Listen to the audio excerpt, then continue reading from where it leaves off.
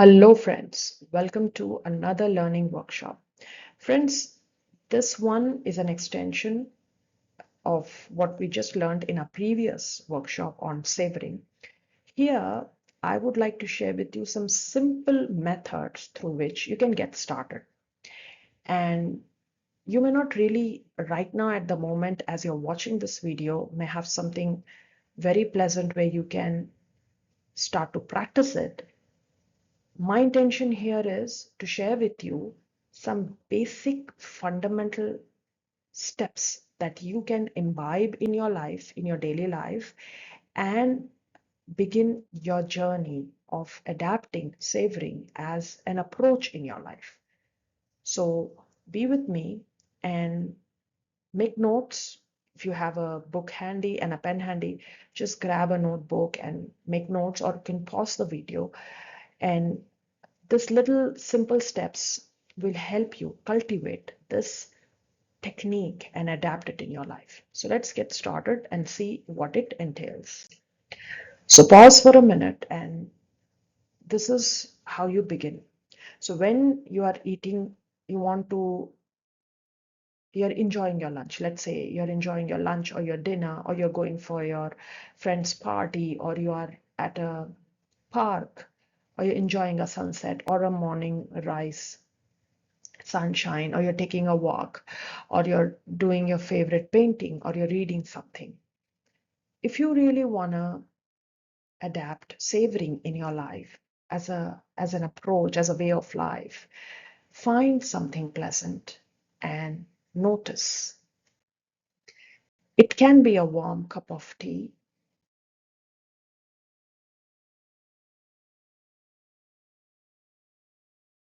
It can be a morning sunlight.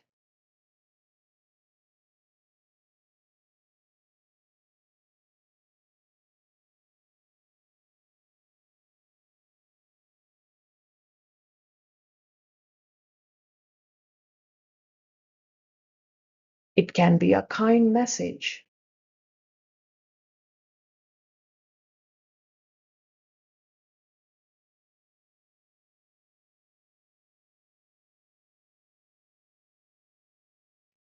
A moment of silence. So these are just examples of where you can begin to adapt these savoring techniques. Now, once you find that pleasant moment, how you would enter into that moment. So you will close your eyes, or you get totally, if you want to soak yourself in that moment, you have to pay attention using your five senses of what you see, hear, feel, or smell, and even use your PFC, that's your prefrontal cortex, that's your rational mind, and start to ask yourself what is pleasant or comforting here. So when you're consciously looking for pleasantness, you will find. So this is your first step as you practice this savoring technique or adapt it. So you absorb the goodness for 1 or 2 minutes. You let yourself totally soak in that experience. You can make note of these questions, which you might find handy when you're doing it for the very first time, or you're building this whole habit of approach of imbibing savoring into your life. So what are you feeling really good about this moment? So the simple questions can help you further find pleasantness, good in the moment. What emotions are you feeling? So when you look for good, you might get not many, but one or two good emotions. And where do you feel in your body? So when you are answering these questions, these are basically creating new neural pathways inside your brain, where your brain is learning to soak the good from the environment. Because as we have seen in our previous video series, our brain is hardwired for negativity because our brain has evolved over eons and eons of years to survive. So to look for good from the external environment, we have to teach and train our brain. And how we do it? We are doing it now through the savoring technique, where we are using some simple questions. We're soaking in the experience. We're asking ourselves how we feel good about it, what emotions we feel, and where do we feel it in our body. So we are creating that body and mind connection, and we are staying with it.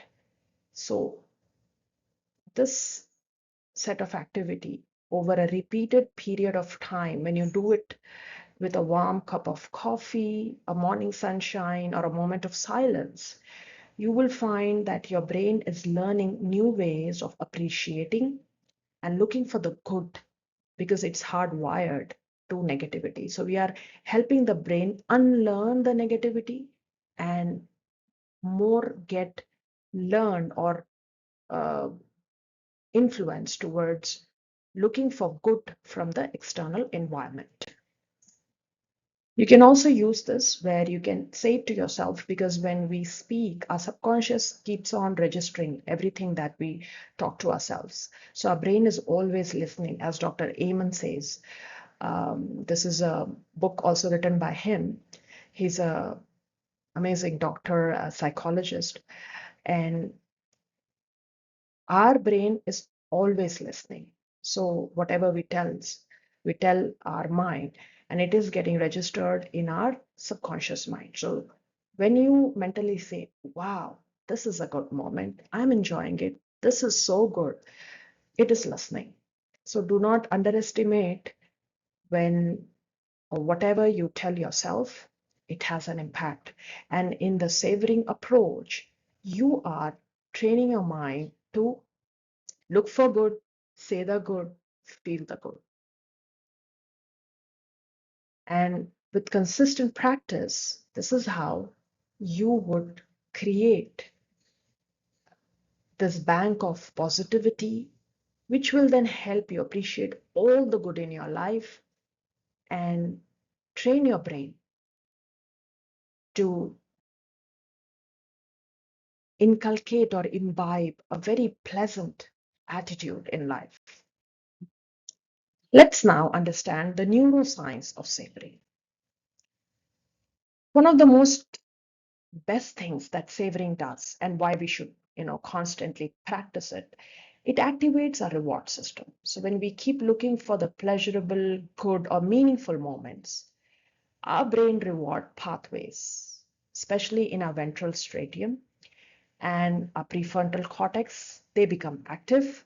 This releases dopamine, the feel-good neurotransmitter we need to reinforce the experience, and it creates a deep sense of satisfaction and contentment.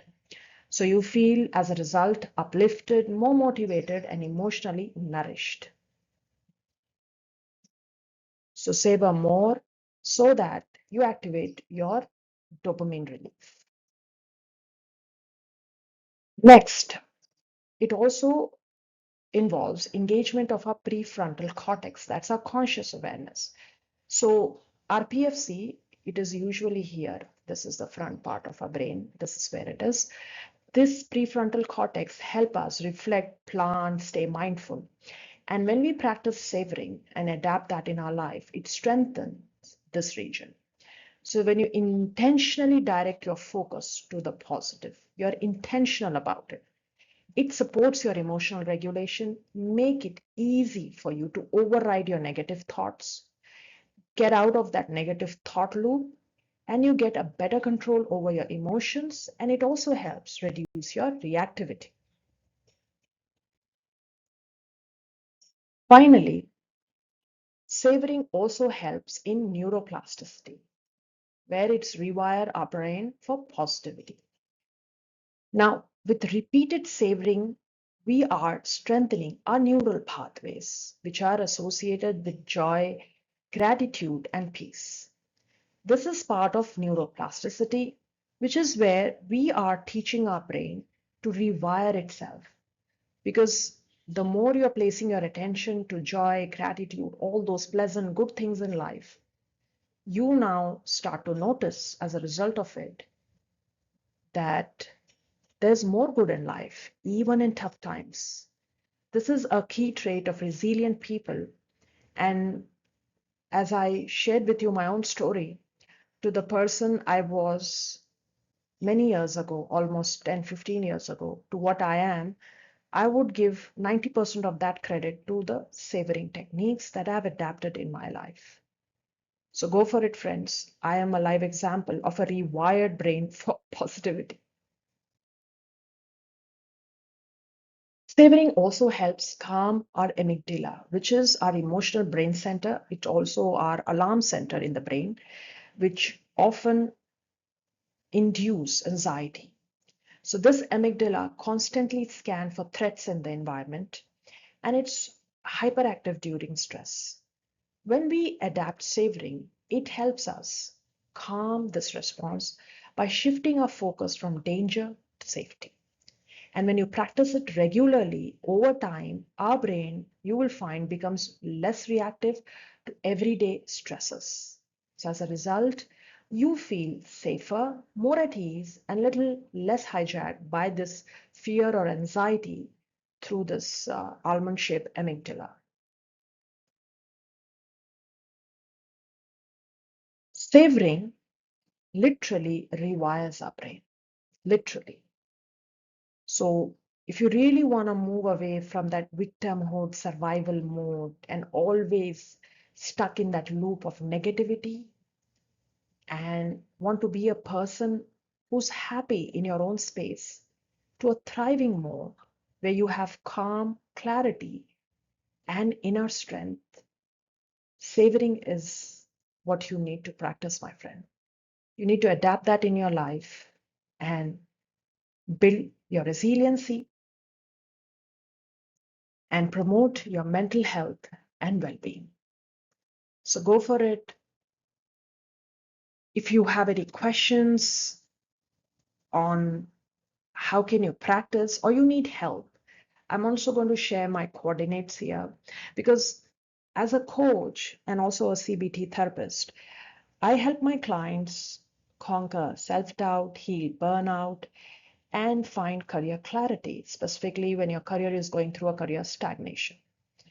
This series, be it grounding techniques, savoring, or gratitude, I have created all of them with an intention to help you achieve a holistic well-being, both of your body and mind.